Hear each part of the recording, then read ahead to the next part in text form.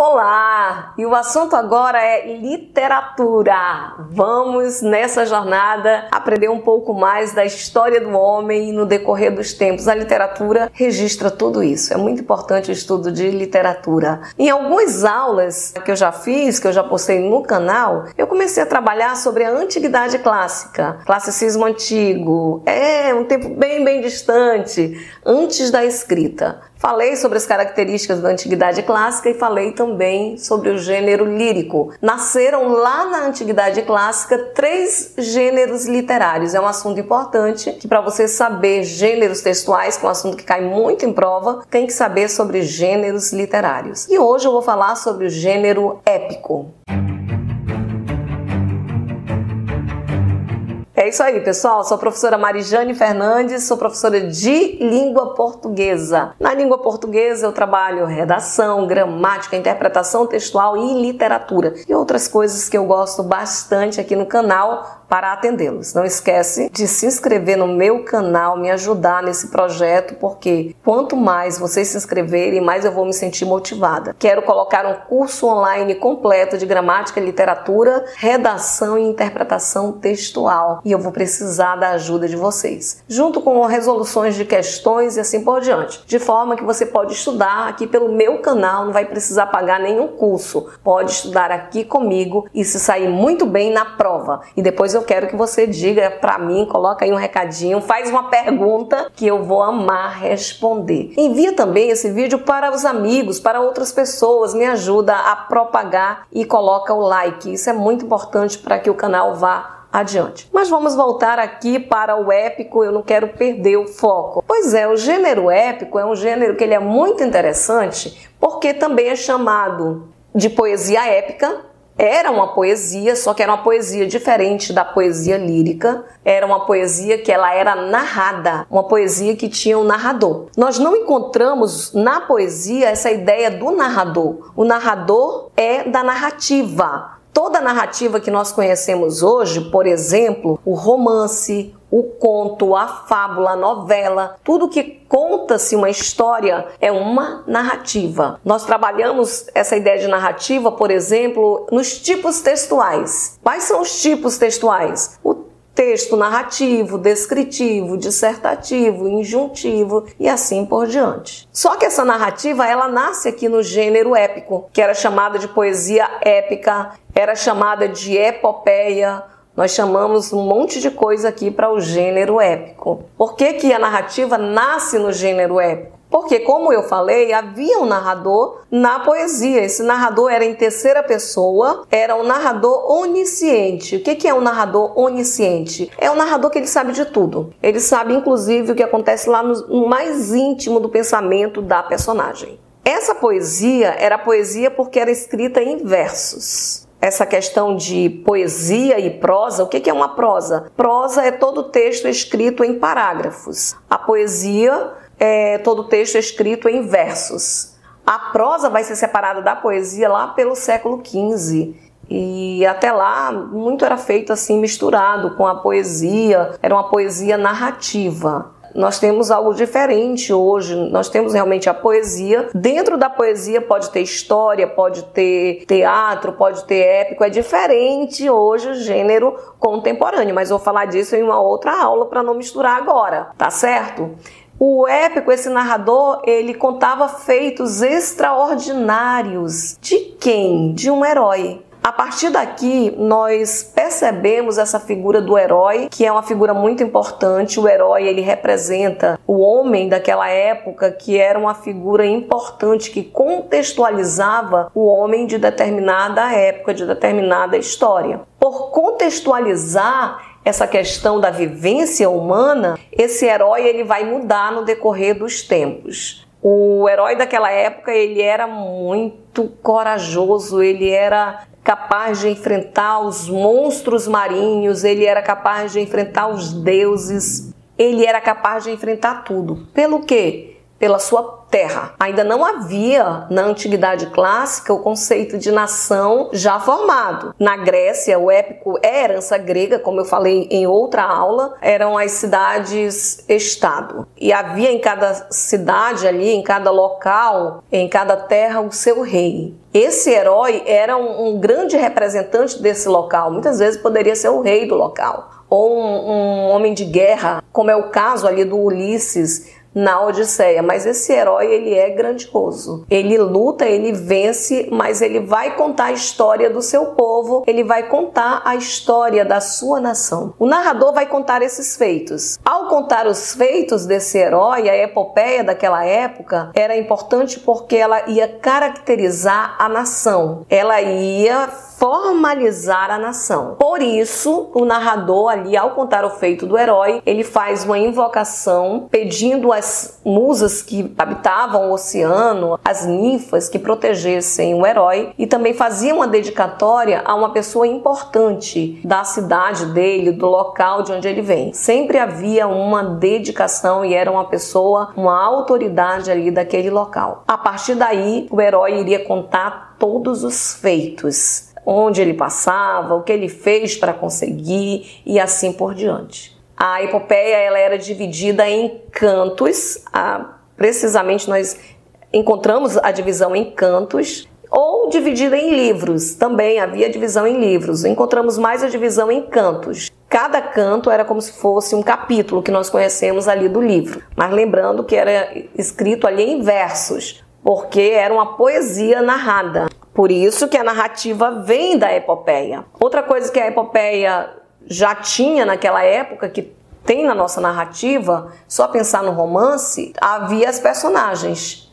Havia a personagem principal, que era o herói, e havia personagens secundárias que iam ali ajudar a formar toda a história. Algo diferente na epopeia daquela época era a presença dos deuses, da mitologia. Porque a Antiguidade Clássica, uma das características dela é a presença da mitologia. Lembrando que a Antiguidade Clássica era antropocêntrica, porque a formação da filosofia foi na Antiguidade Clássica. Mas a mitologia estava lá, porque a mitologia faz parte de todo o engenho, de toda a criatividade do povo grego, que nós temos herança lá na Grécia da nossa literatura aqui ocidental. E esse herói, ele tinha essa presença do maravilhoso, do fabuloso, que eram os deuses. Nós vamos ver que em determinada época da literatura, como o Renascimento, que é uma literatura que volta à Antiguidade Clássica e imita os clássicos, tem epopeia. Vai ter ali os Lusíadas de Camões, é uma epopeia grandiosa. Mais tarde, no arcadismo, que é o neoclassicismo, por voltar à Antiguidade Clássica, por isso que é neoclassicismo, também vai ter epopeia. Só que aqui no Brasil, precisamente, não vai mais haver a presença dos deuses, da mitologia, porque existe uma figura importante que está se destacando como elemento principal da terra, que é o indígena. Por isso, o indígena vai ser esse momento maravilhoso, fabuloso da epopeia no arcadismo. Estou aqui andando no decorrer dos tempos só para exemplificar. Mas, voltando à Antiguidade Clássica, havia nessa epopeia os elementos da narrativa. Havia o tempo, era aquele tempo distante. Se for, por exemplo, a Odisseia, era a época ali da briga pelos Mediterrâneos. Se for a Ilíada, era a luta pela formação do povo grego, a briga dos gregos com os troianos. Se for a Eneida, era a formação de Roma. Então havia um tempo, havia um lugar também em Grécia, Roma e assim por diante. Tempo, o espaço é o lugar que nós temos na narrativa. Também havia o protagonista, que era chamado de herói. Até hoje nós usamos essa palavra herói na narrativa para exemplificar esse protagonista, esse homem que representa a época. Depois do romantismo, nós passamos a usar também a palavra heroína para representar a mulher. Na Antiguidade Clássica, o herói era geral, só era o termo herói. Temos também o enredo, ou seja, fala de quê? A história.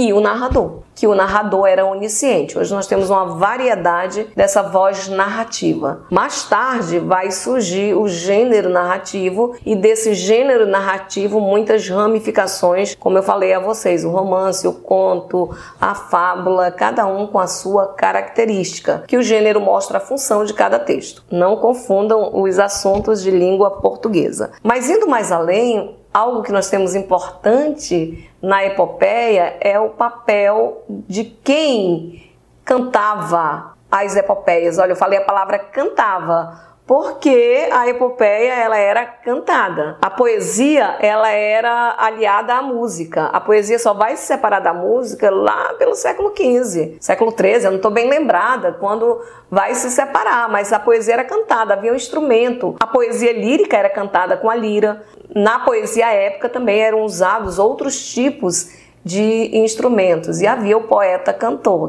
eu que chamo de poeta-cantor, que era o rapisodo. Tem uma aula que eu falei sobre Macunaíma e a rapsódia, interessante vocês assistirem a esta aula. O rapisodo, ele cantava rapsódias, só para vocês não confundirem. As rapsódias eram fragmentos das epopeias, porque uma epopeia ela é bem longa. Imagina só a epopeia, a Odisseia, que são vários cantos. A Odisseia conta os feitos do Ulisses, ou Odisseu, um é um nome aí romano, outro é o nome grego. O Odisseu, ele era o rei de Ítaca, que ele se uniu a Menelau.